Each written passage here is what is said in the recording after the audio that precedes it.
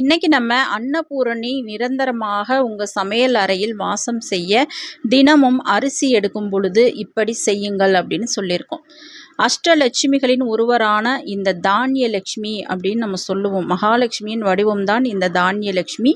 அன்னபூரணி, அன்னலட்சுமி, இந்த மாதிரி பல்வேறு பெயர்கள் இந்த தானிய லட்சுமிக்கு இருக்கின்றது. நம்ம வீட்டில் இந்த தானிய லட்சுமி வாசம் இருந்தாலே தனலட்சுமியும் கூடவே கண்டிப்பாக நம்ம வீட்டில் வாசம் செய்வாங்க. அந்த அளவுக்கு நம்ம சமையலறையிலேயே வசிக்கக்கூடிய இந்த தானிய லட்சுமியான அன்னபூரணி தாய் நிரந்தரமாக நம்ம வீட்டில் வாசம் செய்வதற்கு சில ஒரு விஷயங்களை நம்ம கவனமாக செய்தாலே போதும். இந்த வகையில் இன்னைக்கு நம்ம அரிசி எடுக்கிற பாத்திரத்தில் எப்படி அரிசி எடுத்துட்டு நம்ம என்ன பண்ணணும், அதில் என்ன செஞ்சோன்னா அந்த அன்னபூரணி தாய் நம்ம வீட்டில் நிரந்தரமாக வாசம் செய்வாள் அப்படின்றத பற்றி தான் பார்க்க போகிறோம். நிறைய பேர் அரிசி எடுக்கும் பொழுது இந்த தவறை தான் செய்கிறீங்க. இந்த மாதிரி தவறு செய்யும் பொழுது நிச்சயமாக அந்த தானிய பற்றாக்குறை கண்டிப்பாக நம்ம வீட்டில் ஏற்படும். என்ன செய்கிறது அப்படின்றத வாங்க பார்க்கலாம். அதுக்கு முன்னாடி மறக்காமல் நம்ம சேனலை சப்ஸ்கிரைப் பண்ணிக்கிறங்க வீவர்ஸ்.